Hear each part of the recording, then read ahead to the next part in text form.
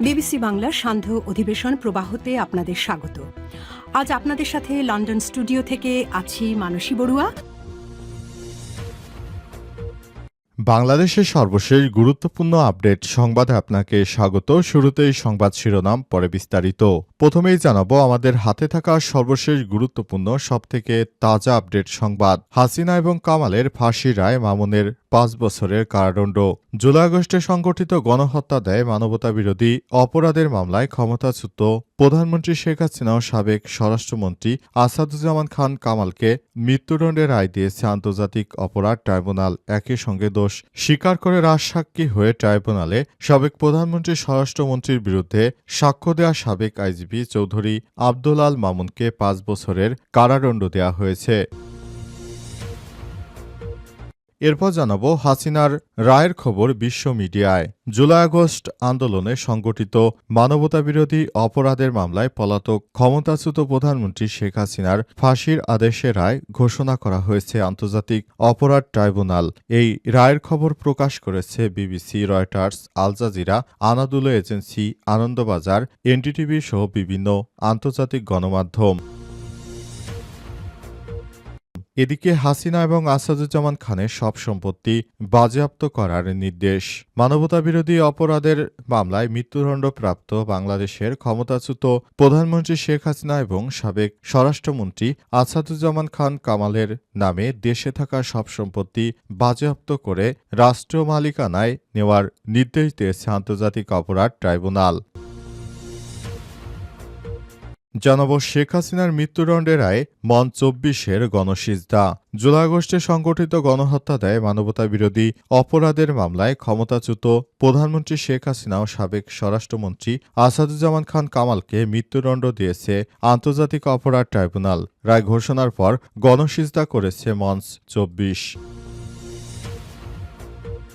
এবং সর্বশেষ জানাবো ভারতীয় সেনাপ্রধানের কড়া হুঁশিয়ারি, যে কোনো পরিস্থিতির জন্য প্রস্তুত তারা। কড়া হুঁশিয়ারি দিয়েছেন ভারতের সেনাপ্রধান উপেন্দ্র দ্বিবেদী। তিনি বলেছেন, যে কোনো পরিস্থিতির জন্য প্রস্তুত রয়েছে ভারত। মূলত কাশ্মীর ইস্যুতে পাকিস্তানকে এই হুঁশিয়ারি দিয়েছেন তিনি। আজ ভারতীয় সংবাদ মাধ্যম এনডিটিভির এক প্রতিবেদনে এই তথ্য নিশ্চিত করা হয়েছে। প্রিয় দর্শক, এতক্ষণ শুনছিলেন সংবাদ শিরোনাম, এবারে বিস্তারিত।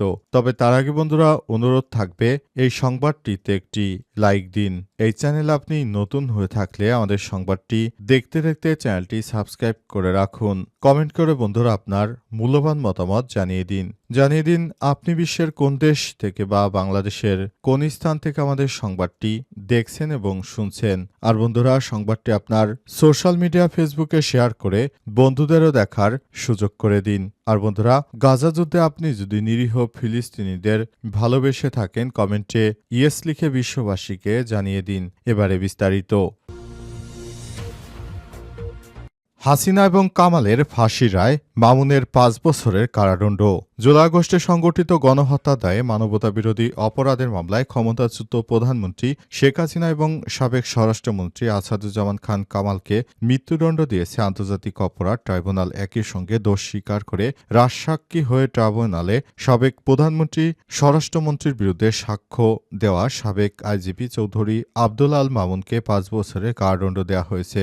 গণঅভ্যুত্থানের সময় হত্যাকাণ্ডে মানবতাবিরোধী অপরাধের ঘটনায় করা এটি প্রথম মামলা, যার রায় হল আজ সোমবার ১৭ নভেম্বর দুপুর ১২টা ৪০ মিনিটের দিকে ৬ অধ্যায়ের ৪৫৩ পৃষ্ঠার রায়ে প্রথম অংশ পড়া শুরু করেন বিচারিক প্যানেলের সদস্য বিচারপতি মোহাম্মদ মহিতুল হক এনাম চৌধুরী। ট্রাইব্যুনাল ১-এর চেয়ারম্যান বিচারপতি মোহাম্মদ গোলাম মোর্তজা মজুমদারের নেতৃত্বাধীন ৩ সদস্যের বিচারিক প্যানেলের অপর সদস্য হলেন বিচারপতি মোহাম্মদ শফিউল আলম মাহমুদ। রায় ঘোষণার সময় জনাকীর্ণ আদালতে আইনজীবীরা ছাড়াও জুলাই আগস্টে নিহতদের কয়েকজনের পরিবারের সদস্যরা উপস্থিত ছিলেন। রায়ে আদালত বলেছে, শেখ হাসিনা সহ ৩ আসামির অপরাধ প্রমাণিত হয়েছে। 5টি অভিযোগের মধ্যে 3টি অভিযোগে শেখ হাসিনাকে মৃত্যুদণ্ড দেওয়া হয়েছে। অন্য একটি অভিযোগে তাকে আমৃত্যু কারাদণ্ড দেওয়া হয়েছে। অন্যদিকে সাবেক স্বরাষ্ট্রমন্ত্রী আসাদুজ্জামান খান কামালের একটি অভিযোগে মৃত্যুদণ্ড হয়েছে। প্রসঙ্গত মামলার শুনানির সময় রাষ্ট্রপক্ষ বরাবরই অভিযোগ করছিল যে শেখ হাসিনা ছিলেন জুলাই গণঅভ্যুত্থানের সময় সংগঠিত মানবতা বিরোধীর নির্দেশদাতা। শেখ হাসিনার নির্দেশনার কারণে পুরো দেশের অভ্যন্তরে এই ধরনের সমস্যা পরিলক্ষিত হয়েছে। তাই সবাইকে বলতে চাই যেন ভবিষ্যতে আর এই ধরনের কোনো সমস্যা বাংলাদেশে কোনো সরকারই তৈরি করতে না পারে, সেজন্য আরও ব্যাপক আকারে প্রচেষ্টা চালাতে হবে। এই ঘটনার পরই পুরো বাংলাদেশ থেকে শেখ হাসিনার রায় নিয়ে উচ্ছ্বাস প্রকাশ করা হয়েছে। যে যার জায়গা থেকে সবাই বাহবা দিয়েছে শেখ হাসিনার এই মৃত্যুদণ্ড কার্যকর যেন দ্রুততম সময়ের মধ্যে হয়, সেজন্য সরকারকে আরও প্রচেষ্টা চালিয়ে যেতে হবে, যাতে করে আগামীতে বাংলাদেশে আর কোনো ফ্যাসিস্ট সরকারের মানবতাবিরোধী অপরাধের মামলার এমনভাবে কেউ যেন আর অপরাধ করতে না পারে, সেজন্য সবাইকে আরও সচেষ্ট থাকতে হবে। হাসিনা রায়ের খবর বিশ্ব মিডিয়ায়। জুলাই আগস্টে সংঘটিত মানবতাবিরোধী অপরাধের মামলায় পলাতক ক্ষমতাচ্যুত প্রধানমন্ত্রী শেখ হাসিনার ফাঁসির আদেশের রায় ঘোষণা করেছে আন্তর্জাতিক অপরাধ ট্রাইব্যুনাল। এরপরই এ রায়ের খবর প্রকাশ করেছে বিবিসি বাংলা, সিএনএন সহ বিশ্বের বিভিন্ন আন্তর্জাতিক মিডিয়া। সেখানে শেখ হাসিনার এই ফাঁসির রায় নিয়ে বিভিন্ন কথাবার্তা বলা হচ্ছে। বিশেষ করে সেখানে বলা হচ্ছে শেখ হাসিনা গণ অভ্যুত্থানের সময় শেখ হাসিনার ভূমিকার জন্য তাকে ফাঁসির রশিতে ঝুলতে হবে। শেখ হাসিনা বাংলাদেশের শিক্ষার্থীদের হত্যাকারী। তিনি বাংলাদেশের প্রতিটি মানুষকে নির্যাতন করেছেন দীর্ঘ 17 বছর পর্যন্ত এবং অন্যায়ভাবে ক্ষমতা দখল করেছিলেন। অবশেষে শিক্ষার্থীদের গণ অভ্যুত্থানের ফলে তার পতন হয় এবং তিনি দেশ ছেড়ে পালিয়ে যেতে বাধ্য হন। বর্তমানে শেখ হাসিনা একজন অপরাধী, তিনি একজন সাজাপ্রাপ্ত দণ্ডপ্রাপ্ত আসামি। কোনোভাবে তিনি আর বাংলাদেশে প্রবেশ করতে পারবেন না। আন্তর্জাতিক অপরাধ ট্রাইব্যুনাল থেকে জানানো হয়েছে শেখ হাসিনাকে দেশে ফিরে আনার সর্বোচ্চ প্রচেষ্টা চালানো হবে এবং দেশের অভ্যন্তরে শেখ হাসিনার যে বিচার হয়েছে এই বিচারটি যেন আরও দীর্ঘায়িত না হয়, বরং বিচারটি যেন দ্রুততম সময়ের মধ্যে কার্যকর হয়, সে ব্যাপারে সবাইকে কাজ করতে হবে।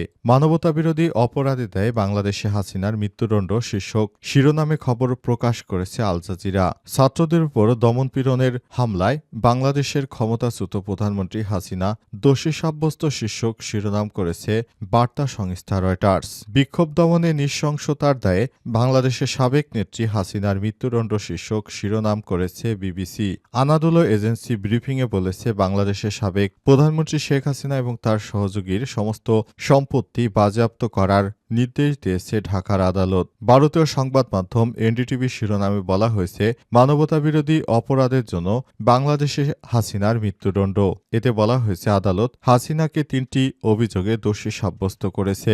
বিচারপতি মোহাম্মদ গোলাম মর্তুজা মজুমদারের নেতৃত্বাধীন 3 সদস্যের ট্রাইব্যুনাল একই অভিযোগে হাসিনার 2 সহযোগী সাবেক স্বরাষ্ট্রমন্ত্রী কামাল এবং আইজিপি আব্দুল্লাহ আল মামুনকেও দোষী সাব্যস্ত করেছে।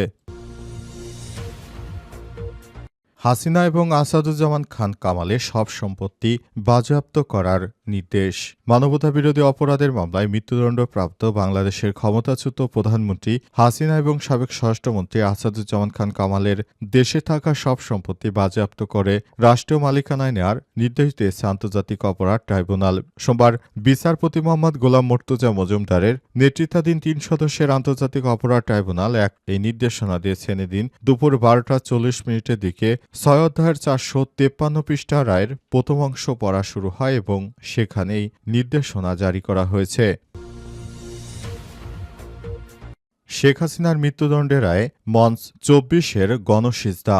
জুলাই আগস্টে সংগঠিত হত্যার দায়ে মানবতাবিরোধী অপরাধের মামলায় ক্ষমতাচ্যুত প্রধানমন্ত্রী হাসিনা ও সাবেক স্বরাষ্ট্রমন্ত্রী আসাদুজ্জামান খান কামালকে মৃত্যুদণ্ড দিয়েছে আন্তর্জাতিক অপরাধ ট্রাইব্যুনাল। রায় ঘোষণার পর গণসিজদা করেছে মঞ্চ 24। সোমবার 17 নভেম্বর রাজধানীর হাইকোর্ট মাজারের গেটের পাশে গণসিজদা দেওয়া হয়। গণসিজদার পর মোনাজাতে মঞ্চ 24-এর আহ্বায়ক ফাহিম ফারুকী বলেছেন, আল্লাহ আল্লাহ আরশের মালিক, রহমতের ছয় আমাদের বাংলাদেশকে তুমি রক্ষা করে এখানে দাঁড়িয়ে আছে যারা, আল্লাহ যারা ঘুমিয়েছিল, যাদের জীবন থেকে যৌবনের সুন্দর সময়টুকু কেটে গেছে, শেখ হাসিনা আমাদের এই জীবন থেকে যে সময়টুকু নিয়েছে তাকে ফাঁসিতে ঝুলিয়ে জনতার সামনে জাহান্নামের আযাব দিয়ে দেওয়া আল্লাহ।